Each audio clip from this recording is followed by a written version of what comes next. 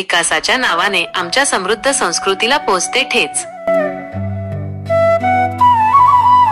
विश्व आदिवासी दिन, मोलगी येथील कार्यक्रमात उमटला सूर। राजस्थान मधील आदिवासी बांधवांचे देखील लाभली उपस्थिती। रवींद्र वळवी, मोलगी प्रतिनिधी।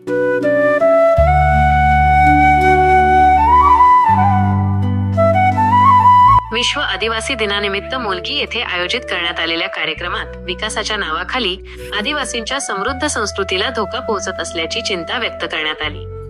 नैसर्गिक खाद्य संस्कृती, राहणीमान, पेहराव आणि वाद्ये यांसारख्या आदिवासी संस्कृतीच्या मूळ तत्वांना भोगवाद आणि भांडवलशाहीमुळे धोका निर्माण झाला आहे, असा सूर या कार्यक्रमात उमटला।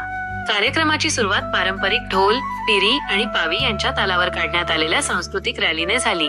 या रॅलीमध्ये आदिवासी क्रांतिकारकांच्या शौर्याची आठवण करून देणारे विविध कार्यक्रम सादर करण्यात आले। यावेळी बोलताना अनेक मान्यवरांनी आदिवासी समाजासमोरील आव्हानांवर प्रकाश टाकला। सरदार वसावे यांनी आदिवासी समाजातील दिशाहीनतेबद्दल चिंता व्यक्त केली, तर राजस्थानचे सामाजिक कार्यकर्ते रवींद्र बरझळ यांनी देशात आधी आदिवासी होता की सरकार, असा सवाल करत आदिवासींना त्यांच्या जमिनीपासून बेदखल केले जात असल्याबद्दल तीव्र नाराजी व्यक्त केली। उपजिल्हाधिकारी किसन तडवी यांनी पालकांना मुलांना खेळांमध्ये सहभागी होण्यासाठी प्रोत्साहित करण्याचे आवाहन केले। कार्यक्रमात आदिवासी संस्कृती, परंपरा आणि जल जंगल जमिनीवरील हक्क अबाधित ठेवण्यासाठी अनेक महत्त्वाचे ठराव मंजूर करण्यात आले।